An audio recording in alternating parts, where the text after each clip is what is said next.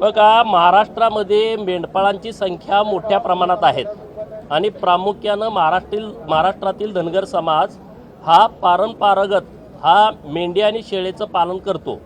परंतु राज्यामधली परिस्थिती अनेक ठिकाणी पाणी आलं, पाण्यामुळं ज्या जिरायत जमिनी होत्या त्या बागायत क्षेत्रामध्ये त्याचं परिवर्तन झालं आणि चराई पूर्ण शिल्लक राहिली नाही। फॉरेस्ट विभागानं चराई पास देणं बंद केलं। गेल्या 10 वर्षांपासून महाराष्ट्रातल्या मेंढपाळांना चराई पास दिले गेले नाहीत आणि म्हणून आम्ही सातत्यानं राज्य सरकारकडे प्रयत्न करत होतो की मेंढपाळांना चराई पास द्या। तर सरकारचं असं म्हणणं आलं, जुलै, ऑगस्ट, सप्टेंबर, ऑक्टोबर हा पावसाळ्याचे दिवस आहेत, या दिवसामध्ये आम्हाला चराई पास देता येत नाहीत। परंतु त्या गोष्टीमध्ये सुद्धा आम्ही आग्रही आहे की त्या महिन्यात सुद्धा आम्हाला पास मिळाले पाहिजेत। 4 महिन्यात पास देता येत नाहीत असं सरकार म्हणतंय, परंतु राहिलेल्या 8 महिन्यात सुद्धा पास दिले जात नाहीत आणि त्यामुळं मेंढपाळांची फार मोठी कुचंबना होते।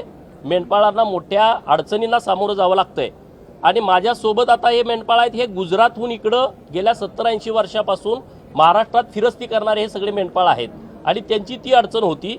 म्हणून राज्य सरकारकडे आम्ही ही मागणी लावून धरली। मागच्या 4 दिवसापूर्वी माननीय मुख्यमंत्री आणि उपमुख्यमंत्री आणि मंत्रिमंडळातले काही मंत्री महोदय यांच्यासोबत आमची बैठक झाली आणि या बैठकीमध्ये हा मुद्दा आम्ही लावून धरल्यानंतर राज्य सरकारनं निर्णय घेतला की येत्या 8 दिवसाच्या आत महाराष्ट्रातील सर्व मेंढपाळांना चराई पास देण्याच्या संदर्भातले आदेश माननीय मुख्यमंत्री उपमुख्यमंत्री महोदयांनी दिलेले आहेत आणि म्हणून त्यांना धन्यवाद व्यक्त करण्यासाठी, आभार व्यक्त करण्यासाठी आज काही मेंढपाळांचे प्रतिनिधी घेऊन माननीय मुख्यमंत्री उपमुख्यमंत्री महोदय यांची भेट घेतलेली आहे। साहब, कितने इलाकों में चराई पास मिलेगा? अरे ये अभी तो तय करेंगे, अभी वो 8 दिन के अंदर वो पूरे महाराष्ट्र में कौन से क्षेत्र में चराई पास देने वाले, इसके बारे में भी सरकार से ये पूरा जो प्रक्रिया है वो सामने आएगी। धनगर के साथ रबारी जो नागपुर विदर्भ में है, महाराष्ट्र के हो, अरे जो पशुपालक है तो उनको मिलना चाहिए। के लिए आप कुछ कहते हैं? अरे आरक्षण का तो अलग विषय है, तो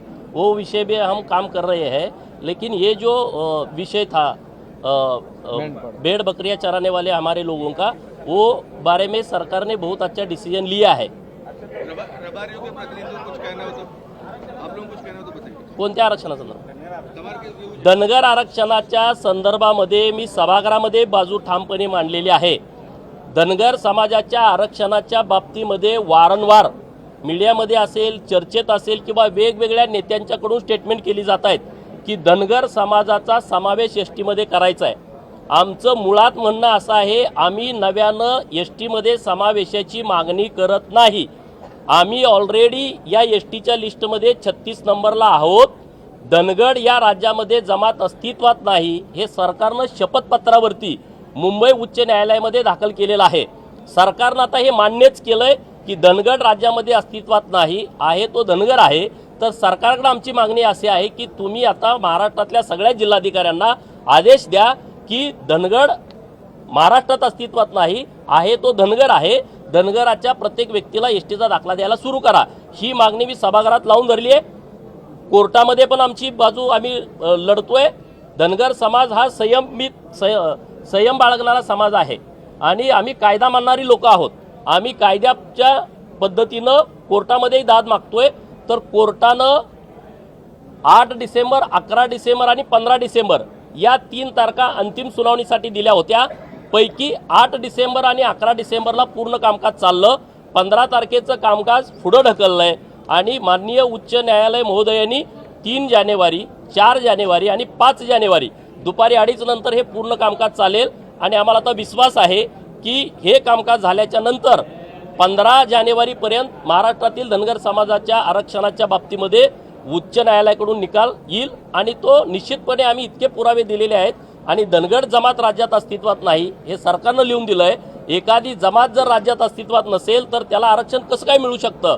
त्यामुळे आमच्या बाजूने निकाल येईल अशी आम्हाला अपेक्षा आहे। आम्ही दोन्ही बाजूने प्रयत्न करतोय, न्यायालयातून पण आम्ही प्रयत्न करतोय आणि राज्य सरकारकडे त्यांनी GR काढावा म्हणून आम्ही बिहार, तेलंगणा आणि मध्य प्रदेश या 3 राज्याचे GR आम्ही सरकारला दिले होते आणि नंतर आता छत्तीसगड आणि उत्तर प्रदेश या 5 राज्याचे GR दिलेत।